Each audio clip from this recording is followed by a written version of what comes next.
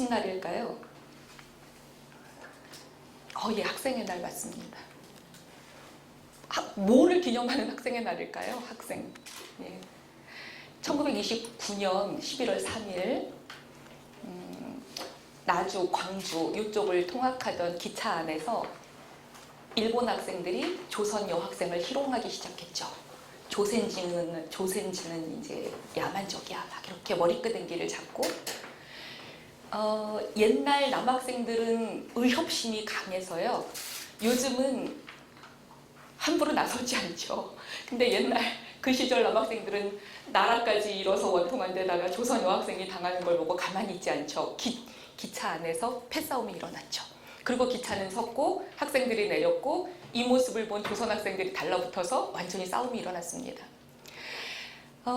전국의 이제 동맹 파업부터 시작해서 전국 규모로 광주 학생운동이라는 이름의 학생운동이 막 전개가 되기 시작해요. 그래서 우리 역사에서는 광주 학생운동이지만 사실은 3.1운동 이후에 전국적인 규모로 일어났던 가장 긴 항쟁이에요. 무려 3월까지 갔습니다. 숭실대학교에 가면 기독교 박물관이 있습니다. 그것을 세우신 분이 매산 김양선 목사님이세요. 이분은 38선이 딱 그어지자 부인하고 아이들하고 챙겨서 내려오면서 자기 살림 대신에 고문서, 고문화재 그동안 모았던 것들 다 갖고 내려오시느라고 애쓰셨죠. 그래서 미군 정청한테 딜을 해가지고 우리나라에 조선 신궁이 어디 있었죠? 남산에 있었습니다. 조선 신궁 자리를 나한테 달라. 이래가지고 남산에 기독교 박물관을 원래 만드셨죠. 근데 이제 사실은 국회가 들어선다 그래서 이전을 하게 됐는데 조선 신궁 자리에 기독교 박물관을 만든다는 이거는 굉장히 놀라운 발상이죠. 그 사모님 되시는 분이 막내딸하고 없고 38선 넘어서 아직 못 갖고 온 문화재를 여러 개를 갖고 왔었습니다. 그러다가 어느 날 여보 오늘도 내가 다녀올게. 그동안 무사했잖아. 여자니까는 우리는 안전했잖아. 당신은 기다리세요. 내가 잘 다녀올게요. 막내딸을 들쳐업고 그때도 몰래 38선을 넘었죠. 그러나 배에 타면서 총에 맞아서 돌아가시죠. 그렇게 피로 만든 기독교 박물관이에요. 매산 김양선 목사님 자필 이력서에 보면 1929년에 광주 학생운동 때 삐라를 뿌리다가 감옥 갔다. 이런 게 나와요. 다시 말하면 광주 학생운동은 평양에서도 수많은 학생들이 감옥으로 갔던 그런 거죠. 그러니까 3.1운동 이후에 일제가 채찍으로는 이민족은 다스리기 어렵겠다. 그래서 문화 통치를 했잖아요. 당근을 주기 시작했잖아요. 그런데도 1929년에 학생들이 11월부터 3월까지 전국 규모로 이렇게 일어나서 동맹 휴업하고 파업하고 막 이러면서 김양선 목사님이 결혼한 그 한필녀라고 하는 분은 그때 삐락 뿌리다 만난 여학생이었어요. 부인이 유치원 선생님이었는데 유치원 선생님들도 같이 한 거죠. 그러니까 그래가지고는 제가 이 부부를 보면 역시 부부가 산다는 거는 뜻으로 살아야 돼. 이제 이런 생각을 많이 해요. 영화 암살에서도 우리 분명히 봤습니다. 남편은 친일하겠다 그러는데 부인은 기어코 아이들을 들쳐업고 만주로 튀어요. 사람의 뜻으로 맺어진 커플은 하나님이 나누시죠. 그러나 하나님의 뜻으로 맺어진 커플은 무엇도 나눌 수 없습니다. 성경에 그렇게 나오잖아요. 네. 그러니까 생텍쥐페리가 사랑이란 서로 얼굴을 마주보는 것이 아니라 한 방향을 바라보는 것이다. 이런 말을 했던 모양이에요. 사람의 이상과 지향과 가치관이 맞다면 가장 행복하지 않을까 이런 생각을 하는데요. 김양선 목사님 그 3.1운동 때는 너무 어려서 초등학생 이런 거라 그러나 머리가 좀 큰 다음부터는 여러 번 감옥을 갔는데 그 첫 테이프가 바로 이 학생운동이었다는 거. 그리고 두 번째 테이프는 신사참배 반대. 이런 거죠. 그때 시대의 학생이라고 하는 시대의 양심들은. 굉장히 중요한 시기를 우리가 지내고 있습니다. 저는 사실은 세월호 사건 났을 때 이 나라 뜰까 생각했어요. 진짜로. 그때는 아직은 헬조선이란 말 안 나오지 않았나요? 그러니까 하도 이 신조어의 유통기한이 짧으니까요. 그때까지만 해도 헬조선이란 말이 안 나왔던 것 같은데 금수저, 은수저 이 얘기도 최근에 작년부터 생겼던 것 같고요. 세월호 사건 났을 때 제가 확실히 알은 건 나는 국민이 아니다였어요. 국적은 대한민국이거든요. 그런데 이 나라가 국민은 국민이라면 당연히 구해야죠. 국민이 아니니까 죽게 내버려두죠. 국민과 비국민이 멀쩡하게 나뉘었고요. 우리 역사에서 우리도 국민이다라고 최초로 큰 목소리를 냈던 건 전태일이었어요. 1970년 11월 13일 아닌가요? 11월이 되게 중요하네요. 그러고 보니까 전태일 사건 때도 똑같았습니다. 예를 들면은 여러분 그 정수라의 대한민국이라는 노래는 어떻게 시작되죠? 하늘엔 조각구름 떠있고 강물엔 유람선이 떠있고 저마다 원하는 것은 무엇이나 할 수 있고 대한민국이 지상낙원이죠. 대한민국. 이 노래를 조롱이라도 하듯이 정태춘의 대한민국은 어떻게 시작됩니까? 술과 고기가 넘쳐나는 이 땅이에요. 그러나 임금도 제대로 맞지 못하는 공순이들은 빼고 그들만의 나라라는 거죠. 그들만의 리그. 그 시대에 청산 안 된 문제들 때문에 이 시대의 청년들이 죄짐을 지고 있죠. 함석헌 선생님이 그러셨거든요. 우리 민족이 왜 일제하게 당했는지 아무리 생각해도 모르겠는 거예요. 우리가 잘못한 게 없거든요. 우리는 그냥 힘이 없고 어리석었고 소위 개항이 늦었고 근대화 속도가 늦었어요. 착한 민족이에요. 1904년에 러일 전쟁 종군 기자로 따라왔던 잭 런던이라고 하는 사회주의자가 있어요. 이 사람이 조선 사람 역복이라는 책을 썼어요. 그거 보면은 당시에 사회 진화론에 함몰되었던 서양인들 눈에 조선 사람은 미개해요. 왜? 너무 평화로운 사람들이에요.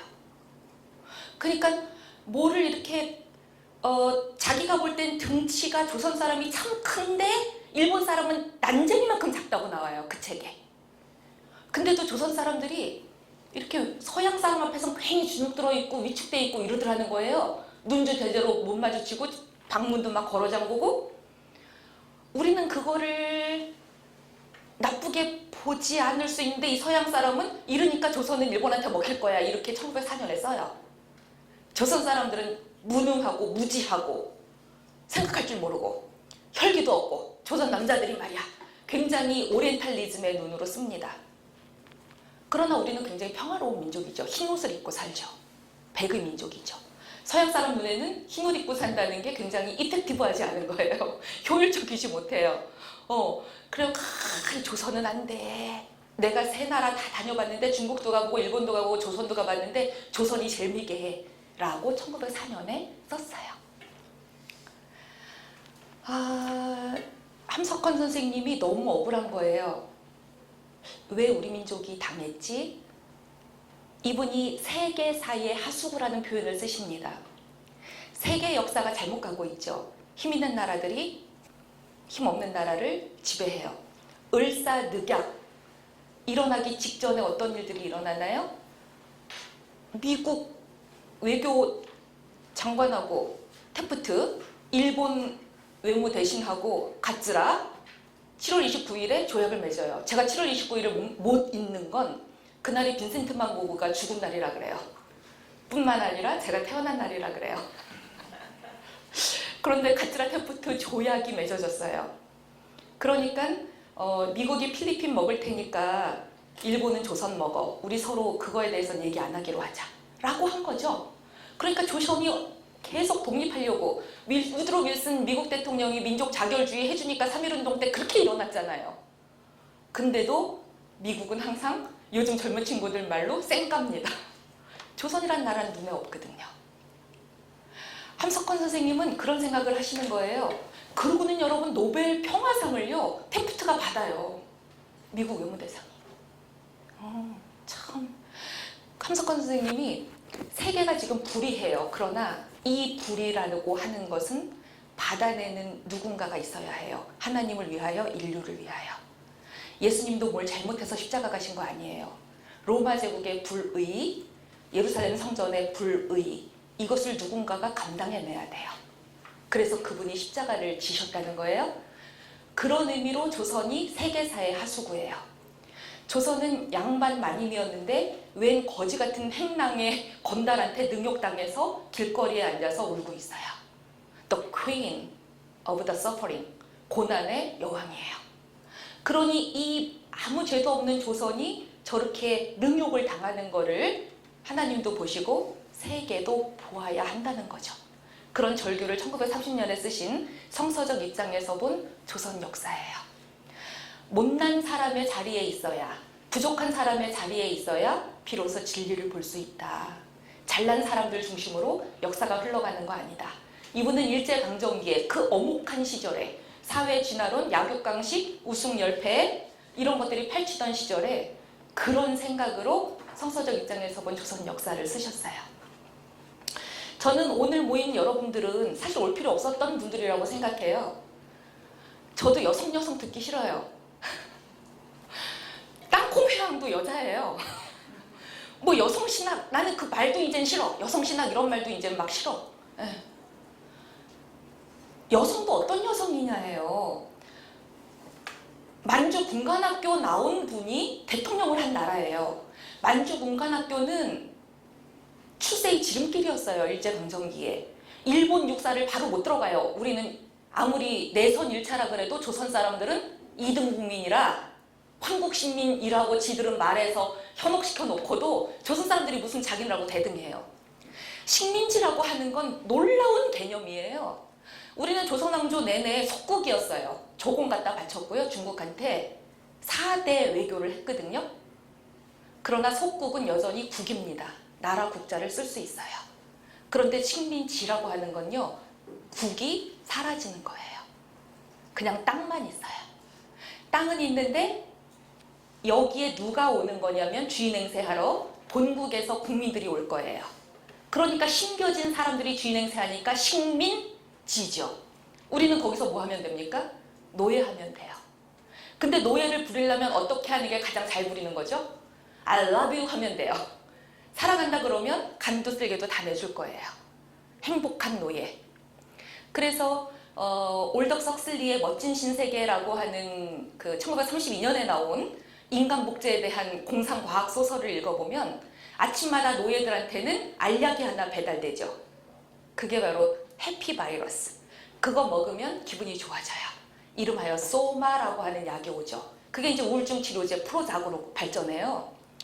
매일매일 하나씩 와요. 그거 먹으면 노예들이 기분이 좋아지니까 불평, 불만이 없습니다. 저항하거나 혁명하지 않습니다. 일제강점기에 3.1운동으로 일본이 놀랬거든요. 아, 이 민족은 가만두면 안 되는구나. 여러분 3.1운동이란 말 우리는 쓰면 안 된다 그러죠. 그건 운동이 아니에요. 프랑스 파리 시민 대혁명. 이거는요. 조선 반도 전체와 만주, 연해주, 미국 하여간 조선 사람이 가 있는 전 세계, 일본, 하다못해 일본 심장부, 도쿄 거기서도 다 같이 학생들이 일어났어요. 조선 민중들이 일어났어요. 이거는 대혁명이에요. 그래서 사람들이 요즘은 역사하는 분들이 3.1 그냥 혁명도 아니고 대혁명 이렇게 말해야 된다고 이야기해요. 일본 사람들이 깜짝 놀랐죠. 이 민족은 역사만 살짝 왜곡하면 이를테면 이런 거죠.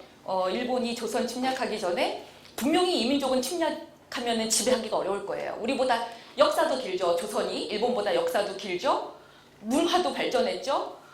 도자기니 한자니 뭐 이런 모든 문화, 예의니 이런 거 다 조선이 알려줬죠.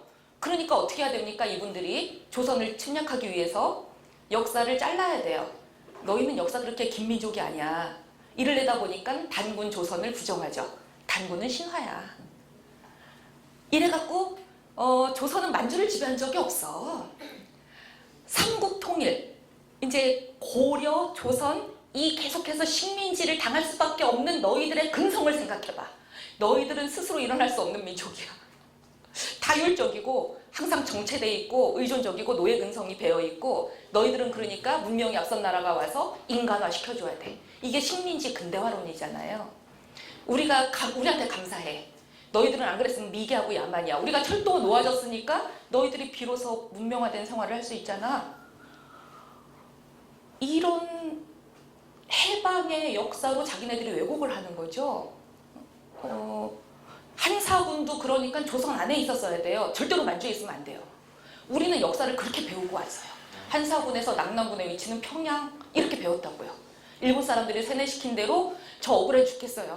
내가 40년, 30년 전에 낙남군의 위치를 외우느라고 그렇게 골머리를 썩었나? 우리 지도 갖다 놓고 점 찍고 하나도 안 맞거든요.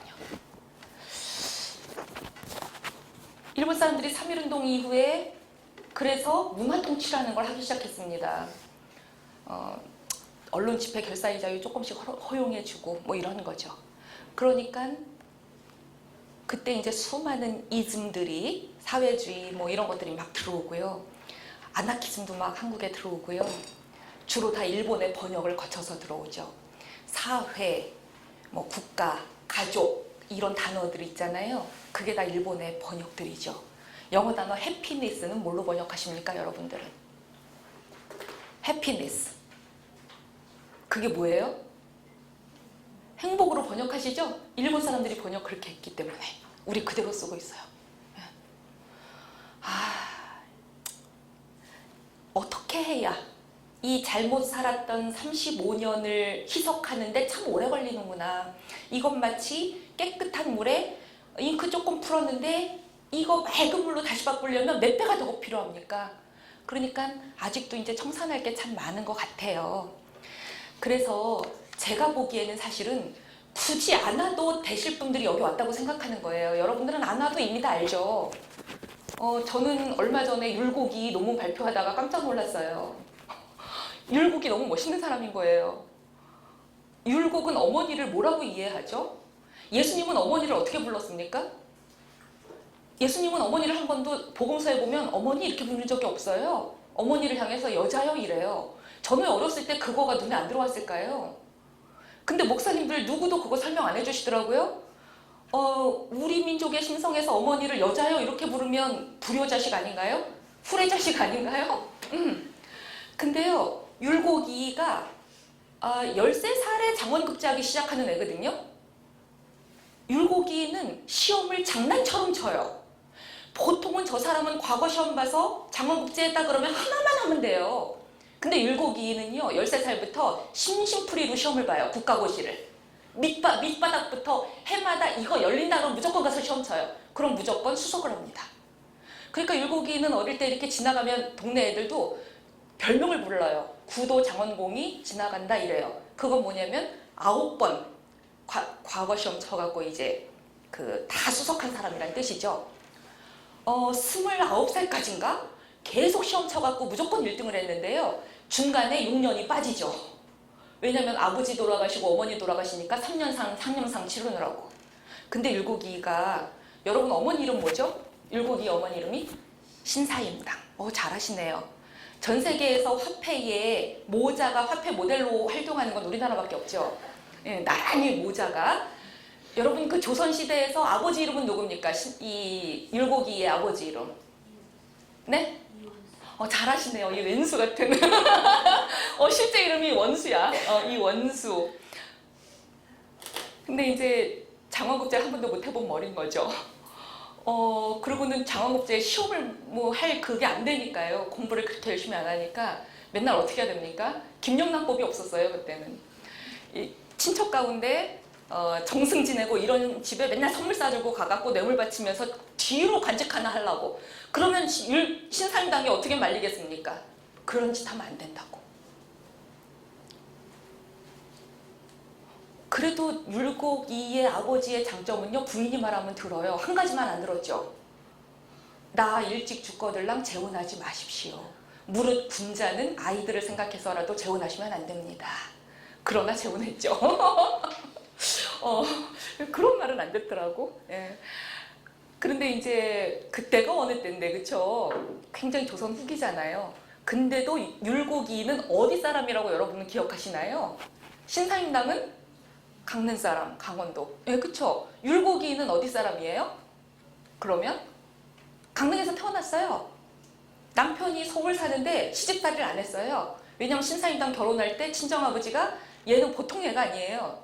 너무 똑똑한 딸이니까요. 자네가 서울에서 왔다 갔다 하시게.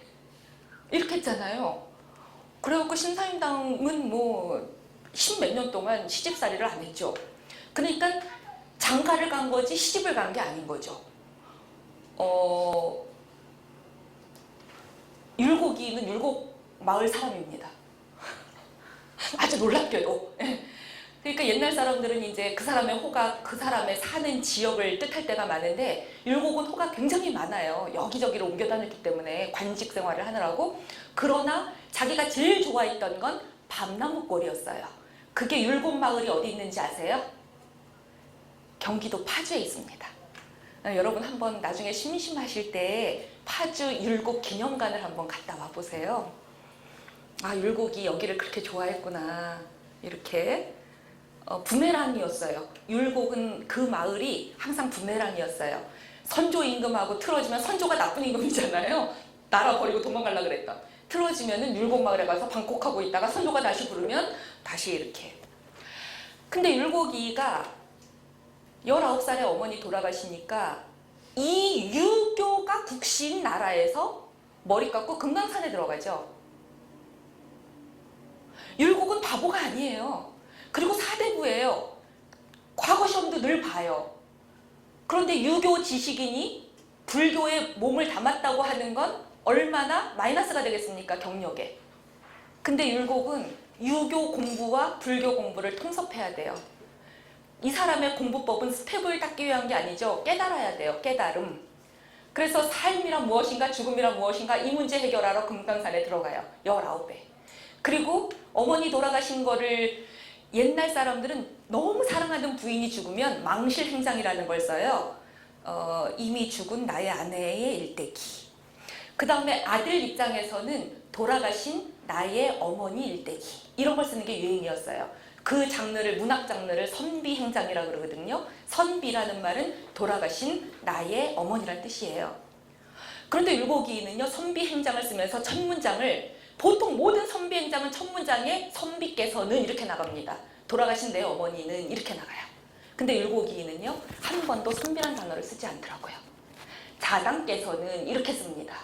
자당이라는 말은 살아있는 남의 어머니예요. 친구 어머니를 자당이라고 부릅니다. 이게 여자여예요.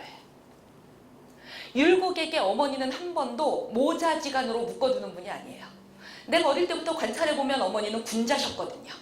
어머니가 남자로 태어났다면 아버지보다 낫거든요. 게다가 어머니는 군자이기만 합니까? 사서상경만 능통한가요? 놀라운 화가예요. 그래서 율곡이가 어머니는 예술가이시고 군자이셨다, 이거를 기록으로 남긴 게 선비행장이에요. 우리나라 여류 화가들 가운데 가장 사입이 짝퉁이 가장 많은 작품이 누구 건지 아십니까? 신사임당 거예요. 왜냐하면 아들을 그렇게 천재를 낳고 싶은 아낙네들의 소망이 신사임당의 그림을 수요를 늘려놨죠. 공급은 딸리는데 수요가 많을 땐 짝퉁이 돌게 돼 있습니다.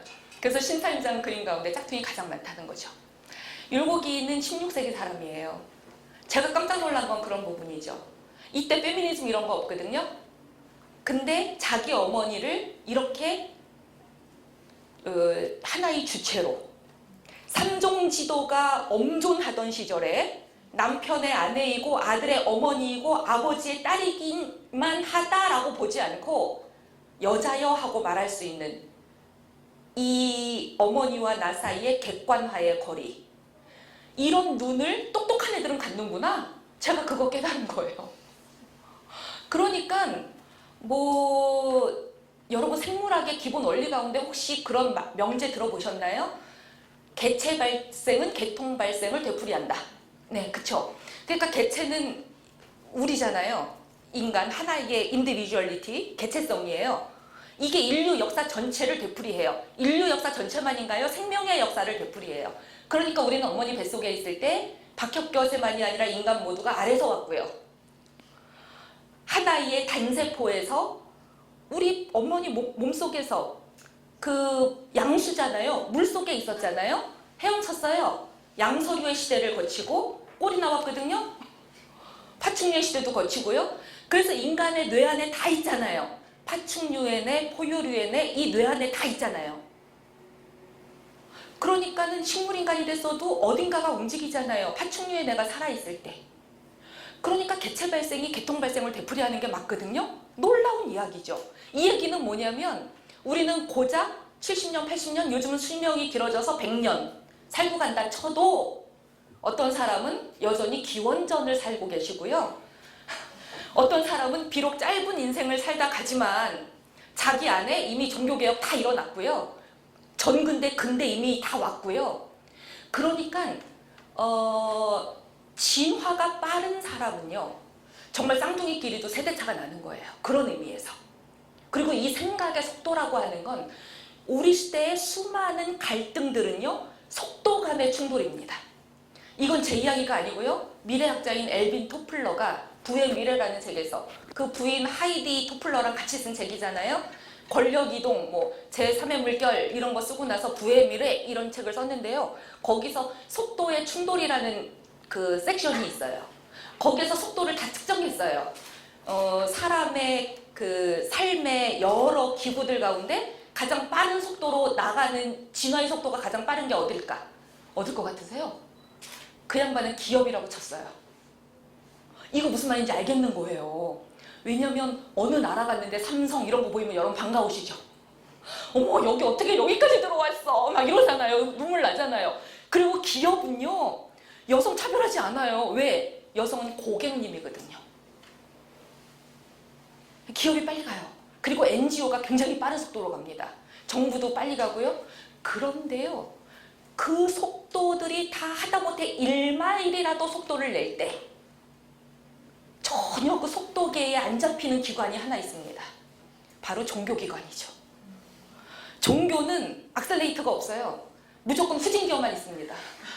그러니까 막 가족 형태 이런 것들도 굉장히 빠른 속도로 변해가거든요. 저는 제가 살던 시절에 확대 가족에서 이 소가족으로 그리고는 저는 금요일에 텔레비 틀면 너무 재밌는 거예요. SBS 정글의 법칙 딱 끝나고 MBC로 넘어가잖아요. 나 혼자 산다 나와요. 그거 제가 딱 연결했잖아요. 정글의 법칙 때문에 나 혼자 산다. 네. 그렇잖아요. 신자유주의 시대에 이 정글의 법칙에서 우리가 살아남을 수 없으니까 혼자 사는 거예요. 살아남은 사람들은요. 상위 1%. 저는 우리 시대 사람들이 너무 불쌍한 게 아빠 어디가 이런 프로 보면서 이 세상 어느 아빠들이 애들 데리고 그렇게 어딜 가주겠어. 우리 문화가 그렇게 안 돼요. 아직 연예인들이 그렇게 하는 거 대리만족해요. 저는 21세기 문화 현상을 바라보면서 제일 흐뭇해할 사람은 스티브 잡스와 플라톤이라고 생각해요. 스티브 잡스가 철학과 1학년 다니다 중퇴했잖아요. 그래서 제가 4학년까지만 마쳤어도 절대로 스마트폰을 안 만들었을 텐데 이 생각 늘 합니다. 왜냐면 1학년 들어가면은 서양 철학 중에서도 철학 개론, 플라톤, 아리스토텔레스 배우다 끝나요. 소크라테스 읽다가 끝나요. 이데아 이러다 끝나요. 이 휴대폰 안에서 이루어지는 모든 일들의 특징은 I touch, therefore I am. 나는 터치한다, 고로 존재한다. 이 휴대폰 안에서 이루어지는 모든 일들의 특징은 몸이 내게 되지 않는다는 거죠. 내가 안 가도 돼요. 그래도 여기서 다 만나져요. 바로 앞에 친구랑 앉아있는데도 각자 이걸로 카톡해요. 다 뭔가 공중에서 떠도는 언어들이죠. 이데아죠. 아빠 어디가? 그 다음에 슈퍼맨이 돌아왔다 이런 육아 분홍 있잖아요. 육아 예능. 이 시대에 저출산 시대라 그게 통하는 거예요. 그러니까 너무 불쌍한 거죠. 나는 애를 못 낳는데 저기서 막 넷다 선 낳고 막 알콩달콩 키우는 거 보면서 대리만족해요. 인간은 본능적인 욕구들이 어떤 방식으로도 충족돼야 되거든요. 그러니까 그거 보면서 그러니까 이 예능이라고 하는 바보 상자 이거는 인간의 저항의지만 없애주는 일종의 소마 역할을 하는 거죠. 그거 보는 동안은 애기들 이쁘잖아요. 막 토요일에 그 부부끼리도 지금은 3포 세대니까 부부가 어딨어. 결국은 또 나 혼자 산다지. 그거 보면서 이제 애기들 이쁘다. 여기 밑에 막 댓글 달고 애기들 사진 휴대폰 여기다가 깔아놓고 다 이렇게 살더라고. 이데아 속에서 사는 거죠. 몸은 너무 고단하니까. 제가 두 구를 준비해 왔어요. 하나는 건전지가 떨어진 현대 문명. 그러니까 이 문명이 어떤 문명인가 알면 우리가 갈 방향은 뻔해요. 그리고 진화의 속도가 아주 빠른 분들은요, 그 엘빈 토플러는 종교는 절대로 앞으로 가는 속도를 낼 수 없다고 측정했지만, 제가 볼 땐 가장 혁명적으로 세상을 바꾸는 건 또 종교입니다. 그러니까 종교 안에 있는 반동성, 이거를 못 봐요. 토플러는. 예수님이 얼마나 반동적인 분이세요. 종교 개혁 때문에 중세가 끝나고 근대가 열렸는데요. 10월 31일 날 여러분은 뭐 하셨습니까? 지금도 기억하고 있나요? 그날에 그 잊혀진 계절 들으셨습니까? 10월 31일은 지금으로부터 499년 전 마르틴 루터가 비텐베르크 성당에 95개 대자보를 써붙인 날이죠.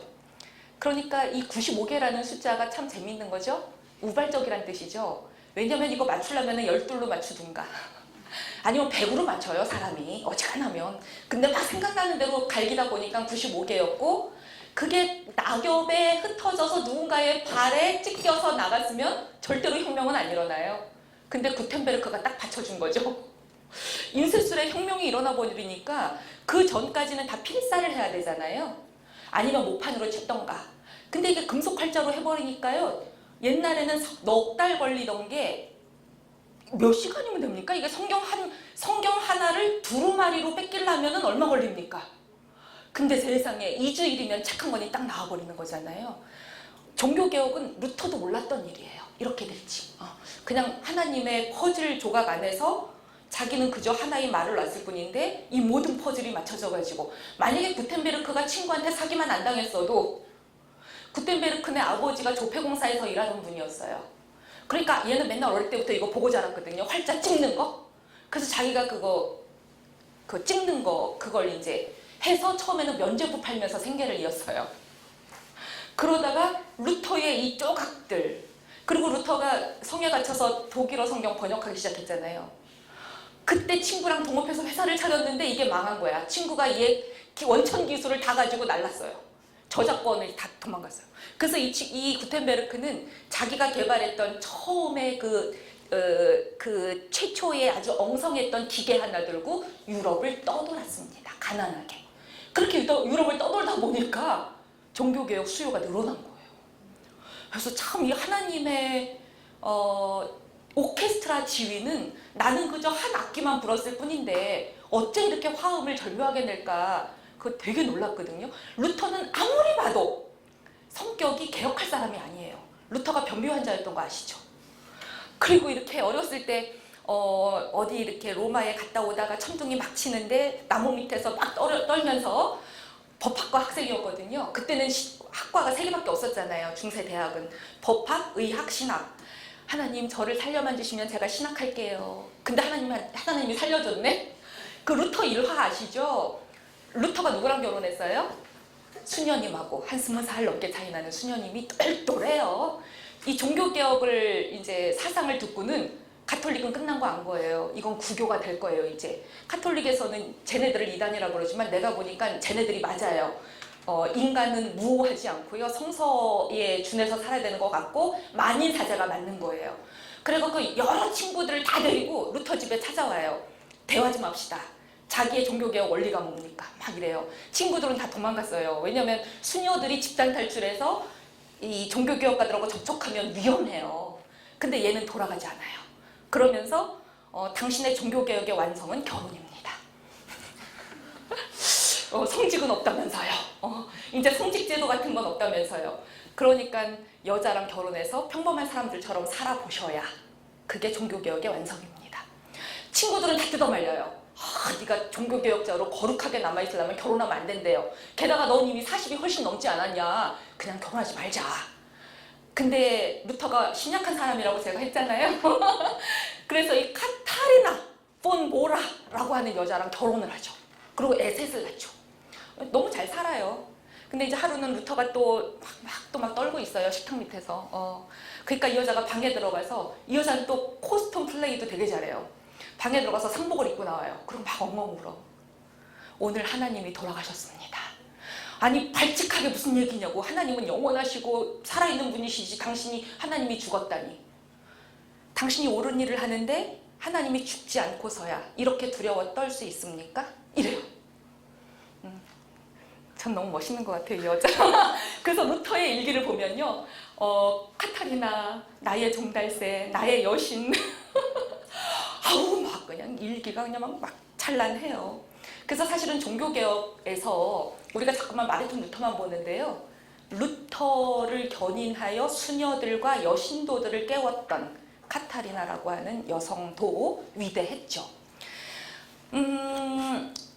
가장 위대한 혁명은 또 종교에서 일어나요. 그래서 우리가 여전히 교회에 희망이 없다라고 하면서도 교회의 애증의 눈길로 또 희망의 끈을 놓지 못하나 봐요.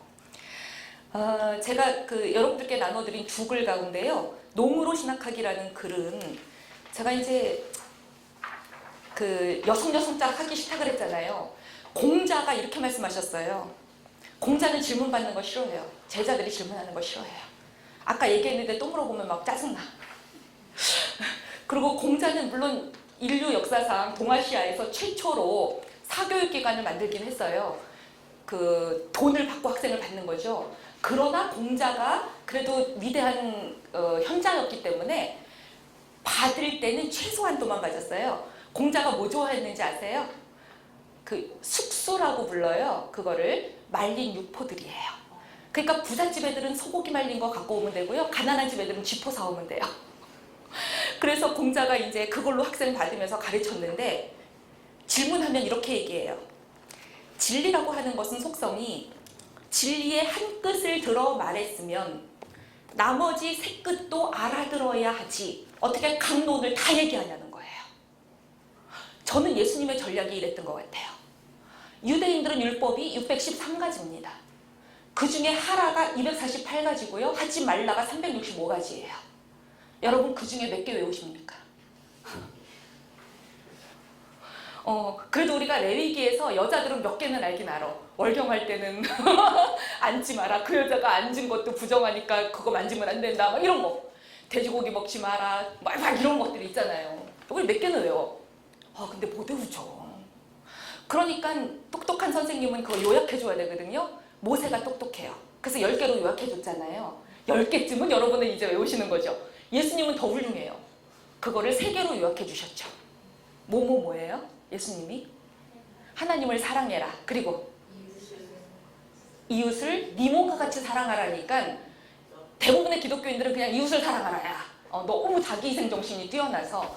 근데 이제 네 이웃을 네 몸과 같이 사랑하라니까 자기 사랑이 들어가는 거죠. 그래서 3가지 사랑이죠.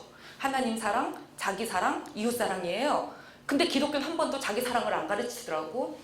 혹시 이 중에서 특히 여성분들 애니어그램 영성수련 이런 거 한번 해보셨나 모르겠어요. 애니어그램. 그 MBTI는 16개 중에 사람 집어넣는 거예요. 그쵸? 칼 구스타프 융의 아니마 아니무스 이런 도식으로. 그래서 브리지드 하고 마이어스 모녀가 만든 지표예요. 그래서 아주 빠른 시간에 그래 나는 INFJ야 뭐 이제 이런 거 발견해내긴 쉬운데 영성으로 가긴 어려워요. 그래서 어떻게 하라고. 그래서 1970년대에 MBTI 열풍이 막 일고 있을 때 어느 수녀들이 와갖고 세미나에 참석해서 무슨 얘기를 하는데 미국의 심리학자들이 다 나가 떨어진 거죠. 그게 MBTI를 대체할 수 있는 애니어그램이었어요. 그래서 여러분 아마존 들어가셔서 애니어그램을 검색해 보시면 미국은 항상 아주 고상하고 깊이 있고 놀라운 깨달음이 있는 어떤 진리를 상업화하는 데 기가 막힙니다. 그래서 애니어그램은 원래 2500년 동안 부존으로만 전해 내려왔고 절대 효율적으로 상업화라는 게 아니었는데 MBTI에 맛을 들였던 미국 심리학자들이 애니어그램을 상업화했죠. 그래서 아이 공부 잘 시키는 애니어그램, 아이의 성격 파악을 위한 애니어그램 이런 게 너무너무 많아요. 그래서 미국에선 요즘 미국 기업들이 사람 이렇게 들어오면 애니어그램 수련을 합니다. 그래서 뭐 얘가 4번 유형이다 그러면 너는 회사 나오지 마. 얘는 9to5 하는 거 되게 진료하는 애거든요. 유니폼 있는 직업을 못해요. 그러니까 이런 애는 그냥 한 달에 한 번 네가 원하는 창조적인 이것만 그냥 해내. 넌 굳이 나올 필요 없어. 요렇게 해주는 거예요. 그래서 이제 애니어그램으로 막 가는데요. 애니어그램을 하면 9개 성격군이 있고 성숙해 있다, 얘가 퇴행해 있다가 보이기 때문에 아주 오래 걸리긴 하지만 그래도 9개의 성격군이 비슷하게 보여야 되거든요. 근데 기독교 여사들의 특징, 자기가 다 2번이라는 거예요. 2번이 뭐냐면 헬퍼예요. 자기 희생적으로 남 도와주는 사람. 그러니까 이웃집 호라비가 불쌍해서 설거지하러 갔다가 애 낳고 산다 뭐 이런 거예요. 너무. 그리고 이렇게 어디서 뭐 회의한다, 오늘 회의한다 그러면 어른들 모임에도 그런 거 꼭 있어요. 오늘 회의한다 그러면 강냉이라도 꼭 싸오고 이렇게 막 그런 분 있어. 난 우리 학생 중에 딱 2번 애가 있는 거야.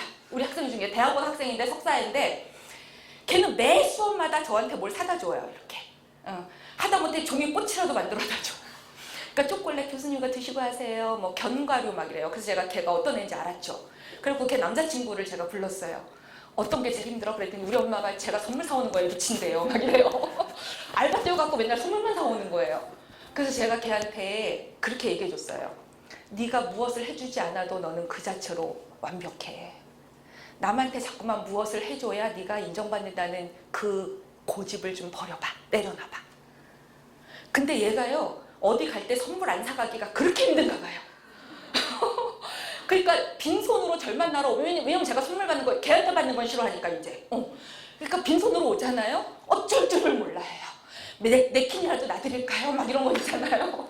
그러니까 이 애니어그램이라고 하는 건 자기의 가장 깊은 상처가 낳은 일종의 가면인데 이걸 어떤 방식으로 성숙시켜줄까 이런 것들도 또 필요하죠.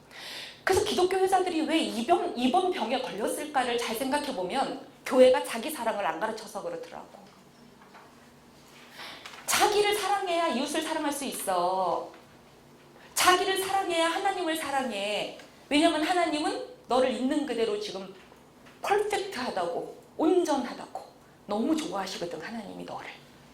이거가 될 텐데 그게 안 되니까 연봉 1억이 돼야 남이 날 사랑할 텐데 5kg를 빼야 될 텐데 이거 자꾸 조건부가 붙어요. 그렇지 않습니다. 그래서 이게 삼중사랑으로 예수님이 유혹해 주셨는데요.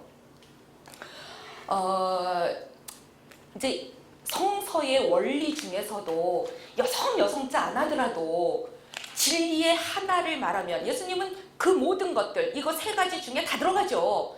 그러니까 뭐 혼전순결은 뭐 어떤가요? 뭐 동성애는 어떤가요? 뭐 예수님이 얘기 안 하신 강론들 뭐 음주 이런 건 어떤가요? 뭐 이런 거 예수님 얘기 안 하셨거든요. 근데 이게 똑같은 거예요. 여기를 말했으면 나머지 알아들으라는 거예요. 하나님 사랑하고 자기 사랑하고 이웃 사랑하고 원수까지도 다 사랑하고. 예수님 그거밖에 말씀 안 하셨어요. 그 안에 다 있는데 우린 자꾸만 어떤 사안이 나올 때마다 예수님한테 강론까지 물어봐요. 그래서 저는 그럴 때마다 공자가 너무 자기 관리를 잘한 것 같아요. 질문 딱 끊어. 진리의 한 끝을 들어 보였는데도 나머지 3끝을 알아듣지 못하는 애들은 제자가 될 수 없다 막 이래요. 근데 이제 이 글은 농으로 신학하기 이 글은 제가 성서를 성과 농이라는 두 원리로 풀어본 거예요. 성이라고 하는 거가 성경에서 영어 성경으로 보면 도시라고 번역되어 있습니다. 성, 도시, city라고 나오죠.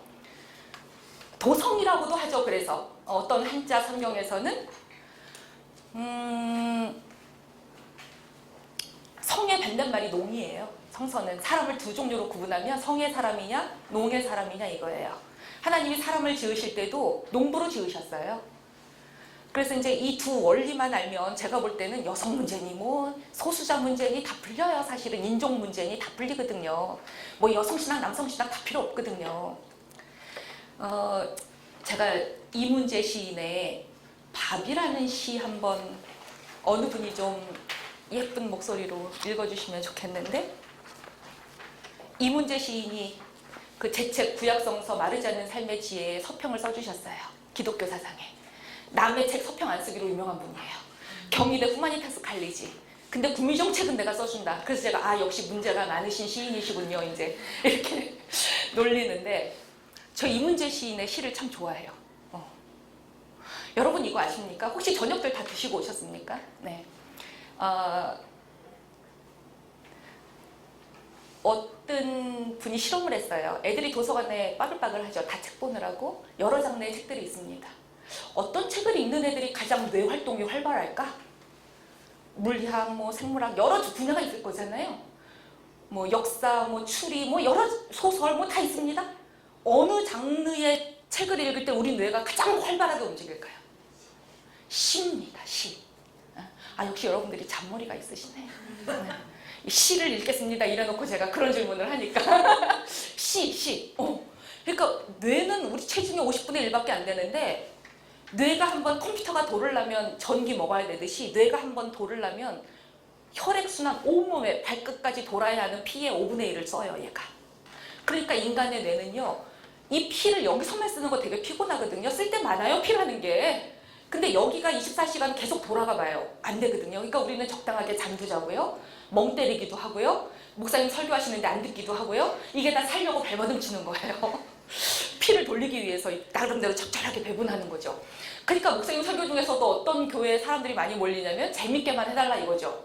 생각 안 하면 뇌가 안 피곤하거든요. 그래서 이제 심리학에 빠진 기독교 위로만 해주세요. 이렇게 되는 거죠. 그리고 심지어 존 캅이라고 하는 미국의 신학자가 생각하는 기독교인이라 산다 이런 책에서 미국 기독교인들은 주차장에 차를 파킹할 때 뇌까지 파킹하고 들어오네. 이런 또 그래서 미국에서 번영신학, 삼박자 축복 이런 거 한다고 그렇게 이제 싫어하셨어요. 생각하는 거 되게 힘들어요. 생각하는 거. 근데요. 시 읽을 때 그렇게 뇌가 피곤하대요. 왜냐면은 네 입술은 앵두다 그러면 머리 빠른 사람들은 그래도 알아요. 아 앵두의 속성과 입술의 속성. 아, 빨갛고 이렇게 이제 유추를 해낸다고. 근데 이게 잘 안 돌아가는 애들. 저는 그거를 이진법적 사고라고 생각해요. 그러니까 핸드폰, 인터넷이 우리를 다 죽여요. 얘는 이진법 사고를 하거든요. 그러니까 저기 학원에서 국어 가르치는 우리 제자가, 전도사님 제자가 교수님 요즘 애들은 아련이란 단어를 몰라요. 제가 놀랬어요. 이러는 거예요. 아련하다. 그러니까 요즘 애들은 흑백밖에 모르는 거야. 좋다? 나쁘다? 이거밖에 모르는 거야. 그 중간 단어들을 모르는 거야. 제가 이해가 되는 거예요. 이진법적 사고구나. 그 수많은 무한대의 수들이 중간에 있을 텐데 그게 다 스킵되는구나. 안타깝죠. 근데 이제 시를 읽는다는 거는 그런 작용들을 도와줘요. 중간적 사고. 그리고 시가 수많은 직유, 운유, 비유, 뭐 상징 다 쓰잖아요. 그러니까 네 마음은 호수다 이래놓고 호수하고 마음을 어떻게 비교해? 이런 바보잖아요. 그러니까 시라고 하는 건 너무 놀라운 문학 장르인데 그 일상의 언어들을 단순히 배치했을 뿐인데 우리를 놀라운 순간으로 끌고 가는 게 시의 힘이죠. 그런데 시하고 문학 장르가 가장 비슷한 게 성경이라는 거예요. 그래서 성경을 읽으면서 졸리면 그 사람은 지금 뇌가 어떻게 되고 있는 겁니까? 그러니까 설교를 듣거나 성경을 공부하거나 그래서 성경이 귀찮고 괴롭기 때문에 교회에서 제일 많이 시키는 게 요절 외우라는 거예요. 우리 어릴 때 성경 공부를 그따위로 한 게 너무 억울해 죽겠어. 스마트폰에 요즘 모든 번역이 다 올라가 있는데 그래서 제가 목사고시 치는 애들 성경 때문에 떨어진다 그러면 참 아직까지도 무식하게 시험 본다 막 이런 얘기해요. 스마트하신 분이 다 모든 버전을 다 암기하고 있는데 그러니까 성경이 비유문학이라고 하는 게 굉장히 중요해요. 뭐 술 취하지 말라, 돼지고기 먹지 말라 그것도 문자 그대로 받아들이면 뇌가 안 피곤해요. 근데 이게 어떤 의미였지? 고대 사회에서 돼지고기와 술은 누가 먹지? 아, 양고기 이런 애들은 가죽도 주고 젖도 주고 소는 일도 하고 가죽도 주고 근데 순수 식용으로만 먹여지는 게 돼지고기구나. 그러니 예를 들면은 로마 제국이 식민 지배를 원활하게 하기 위해서 10개의 폴리스를 건설하죠. 그게 데가볼리, 성경에서 데카폴리스죠. 데가볼리에 가셨는데 그게 이제 로마 제국의 전초 기지예요. 귀신 들린 사람이 있죠. 예수님이 보실 때 무덤가를 막 헤매요. 그 사람한테서 귀신을 내몰았는데 어디로 들어가요? 돼지. 그러니까 이 돼지들은 그 인근의 돼지를 쳤다면 이 돼지들은 누구의 밥상에 올라갔겠어요? 로마 제국 군인들, 귀족들. 그러니까 돼지고기 먹으면 안 되는 거예요. 왜냐하면 부자들만 식용으로 먹으니까. 술도 마찬가지죠. 플라톤 이런 거 읽으면 야, 이 시대에 아고라에서 왼쪽으로 비스듬히 누워서 하루 종일 먹고 얘기하고 이게 심포지움이에요. 심포지움이란 말은 심, 함께 포지움, 마신다는 거예요. 하루 종일 마시면서 자기들끼리 말도 안 되는 철학 담론, 사변 잡기 이런 거 해요. 그러고는 좋아라, 노예랑 여자는 다 빠졌잖아요. 아고라에서 좋아라 퇴근해요. 그러니까 소크라테스의 부인도 한 20살 나이 막 이렇게 그 소크라테스가 나이가 많았거든요. 애는 셋이나 낳고 그리고는 여자랑은 사랑할 수 없다. 사랑은 남자랑 하는 거다. 이렇게 얘기했잖아요. 소크라테스가 플라토닉 러브죠. 가장 고상한 사랑은 남자끼리 몸을 매개하지 않은 사랑. 이런 거라는 거잖아요. 철학적 사랑. 그러니까 플라톤의 모든 말들은 소크라테스는 책을 안 썼기 때문에 이게 소크라테스 말인지 플라톤 말인지 잘 몰라요. 소크라테스 등장인물로 다 책을 쓰니까. 근데 이제 소크라테스가 퇴근하면 2층에서 항상 와이프가 되시는 크시안티페가 어떻게 했다는 겁니까? 물을 한 바가지 맨날 들이부어요. 정신 차려 이놈아 이렇게 하는 거죠. 왜냐면 한 남자를 위해서 전쟁터에 나가지고 막 이래요. 플라토닉 러브라. 근데 이 여자랑은 사랑 안 해요. 애는 셋을 낳고. 그래서 세계의 3대 악처 그러면 누구 들어가죠? 소크라테스 부인, 그 다음에 요한 웨슬레 부인, 깔뱅 부인은 아니지. 깔뱅 부인은 훌륭했다더라. 네, 단 과부였다는 거, 애 둘인가 데리고 왔다는 거. 누구였더라? 하여간 다 종교인들 그래요. 놀랍죠. 근데 그 악처의 개념은 또 뭘까요? 누구의 기준에서의 악처일까요? 자, 어쨌든 이제 그래서 여러분들이 이제 좀 고민하면서 시를 한번 들으셨으면 좋겠는데요. 이문재 시인의 밥이라는 시거든요. 앞에 계시니까 좀 읽어주시면 어떨까 싶네요. 우리 어디서 만났더라? 네. 그 이재미 그나마. 주간기독교 세길교회 설교 연결됐어 이제. 오케이. 내가 세길교회 설교 갔을 때 장신대 학생이라고 저 기자 써주세요. 연결됐어. 오케이. 어쩐지 낯이 익더라. 네. 시계에 밥을 주던 시절이 있었다. 손목시계는 하루에 한 번, 대종시계는 한 달에 한 번. 밥 주는 시계가 사라지면서 시계는 오래갔지만 자동으로 오래가고 정확해졌지만 시계는 죽어야 밥을 먹을 수 있었다. 완전히 죽고 나서야 건전지를 먹을 수 있었다. 시계가 밥을 먹지 않게 되면서 밥을 먹지 못하는 사람이 많아졌다. 진짜로 건전지가 떨어진 사람들, 건전지가 떨어져도 구할 수 없는 사람들, 누가 건전지를 갈아 끼워줘도 살아나지 못하는 사람이 많아졌다. 감사합니다. 제가 이문재 시인의 시를 좋아하는 거는 그래도 많이 비비꼬지 않아요. 산문시라 이렇게 따라 읽다 보면 깊이는 있는데 이해는 돼요. 그러니까 이제 뭐 팥꽃 이런 시. 파가 자라는 이유는 자기를 비우기 위해서다. 하얀 팥꽃 둥글수록 파가 튼실할수록 파는 제 속을 잘 비워낸 것이다. 하늘을 향해 우뚝 서 있는 파는 속이 없다. 이런 시 있어요. 외웠어요 제가. 이런 시가 있어요. 이것은 파를 썰어본 사람만 할 수 있는. 왜냐면 파를 썰어보면 초록색 부분은 속이 비었잖아요. 그래서 제가 이 시를 제가 어디다가 글을 쓰면서 여자들은 파 쓸 때 그런 거 생각 안 하거든요. 하루 삼시세끼 파 쓸어봐. 양파 쓸어봐. 누가 그런 시를 생각하나. 짜증나죠. 맨날 똑같이 하는. 그러니까 시몬느 보바르가 말한 것처럼 시지프스의 노동이죠. 맨날 하는데 똑같이 형벌이죠. 그런데 이 시인은 여유가 있는 거예요. 객관화의 거리가 있는 거예요. 그러다 보니까 파를 썰었는데 속이 빈 거가 관찰이 되고요.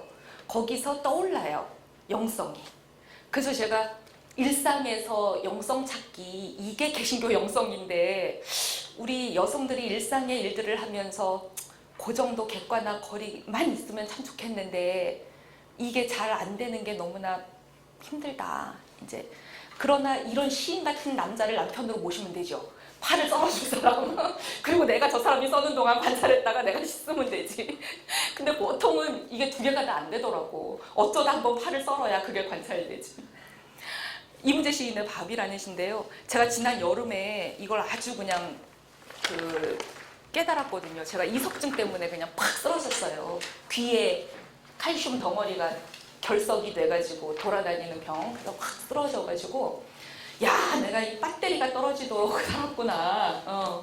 배터리가 떨어졌는데 이거 현대문명은 어디서 갈아 껴야 되지? 이제 이런 고민하다가 이문재 시인의 시를 만났고요. 시인은 시계에 밥을 주던 시절이 그립다는 거죠. 왜냐하면 여러분은 그런 거 모르죠.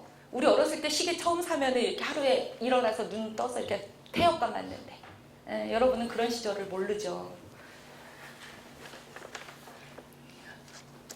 수동시계가, 사람이 태엽을 감아줘야 돌아가던 수동시계가 죄다 자동으로 변하면서 우리 삶의 풍경이 삭막해졌어요.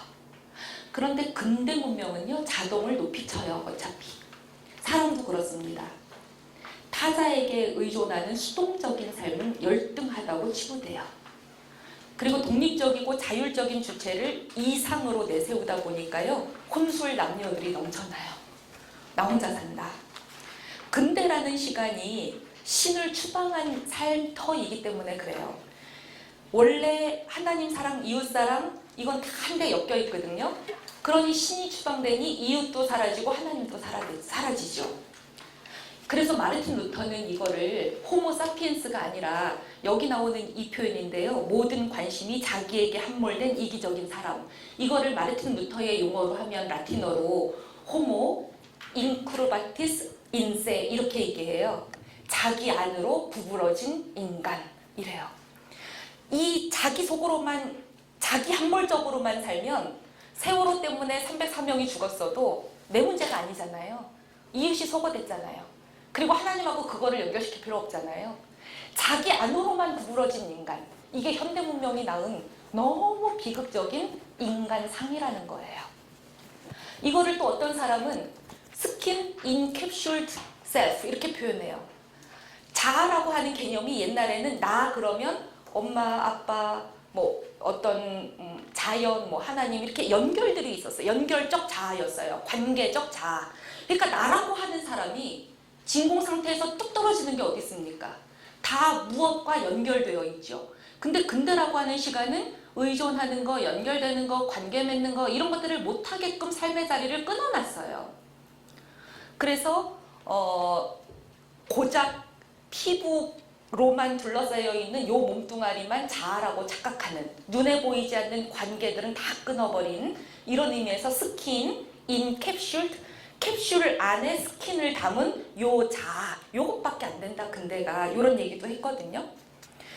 그러한 근대 문명의 종착역은 어디였습니까? 1차, 2차 세계대전이었죠. 인간은 그렇게 살 수 없거든요. 그리고 강한 자가 약한 자를 잡아먹고 살게 되거든요.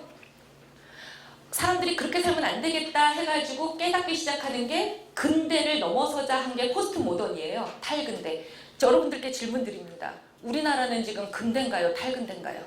포스트 모던 시대가 왔나요? 우리나라에? 네. 저는 전근대라고 생각합니다. 왜냐면 여러분들이 근대의 특징은 뭐냐면 신분제가 철폐돼야 돼요. 근데 여러분들도 지금 다 느끼잖아요. 돈 많은 부모 든 것도 스펙이야 라고 1000만원짜리 고양이 끼고 남들 정말 키 쓰고 공부할 때 돈으로 다 해결하는 사람 있잖아요. 그러니까 금수저, 은수저, 흑수저 논란이 나오잖아요. 계급 논의예요. 우리 시대가 계급. 그러니까 애들이 실력으로 안 되면 다 알아. 내가 왜 안 됐는지. 끈이 없기 때문에. 이런 사회가 어떻게 근대입니까? 저는 포스트 모던이라는 말은 우리 사회에서 아주 소수 분야, 아방가르드한 예술하는 사람들, 거기만 포스트 모던인 것 같아요. 모더니티를 넘어선. 그런데 우리 사회는 아직도 모던조차 오지 않았다. 그 봉건 시대의 특징이 어떤 줄 아세요? 이 나라는 군주의 나라도 아니고 백성의 나라도 아니고 한 개인의 나라입니다. 그게 봉건 시대의 특징입니다. 지금 우리가 경험하고 있잖아요. 나라 망할 때, 식민지 때 이 나라가 고종황제의 나라였습니까? 백성의 나라였습니까? 이완용의 나라였거든요. 그러니까 이완용이 자귀 받고 은사금 받고 나라를 홀라당 팔아버리죠. 자기가 막 옥새 찍고 이러잖아요. 저는 이 기시감은 뭐지? 지금 이 최근에 몇몇 사건들을 보면서 이 놀라운 기시감은 뭐지? 역시 우리는 포스트 모던을 말하기엔 너무 일렀어. 샴페인을 일찍 터뜨렸어. 이제 이런 생각이 드는 거죠. 이제 탈근대라는 말조차 서구 문명 중심인 거예요. 문화예술계를 중심으로 이미 근대를 지낸 사람들. 그래서 우리한테는 그저 수입된 거죠. 우리의 사회, 경제, 정치적인 토양은 여전히 민주주의도 안 됐는데, 그러다 보니까 제3세계 사람들이 탈식민을 이야기하기 시작해요. 그런데 우리는 그러면 탈식민입니까? 식민지로부터 우리는 해방이 되었나요? 난 해방 안 된 가장 큰 증거가 서울대가 제일 좋은 학교라는 것 같아. 이 중에 서울대에서 온 학생 있으면 손 들어 보실래요? 그럼 제가 말 안 할 테니까. 저도 예의가 있죠. 말 안 하죠. 제가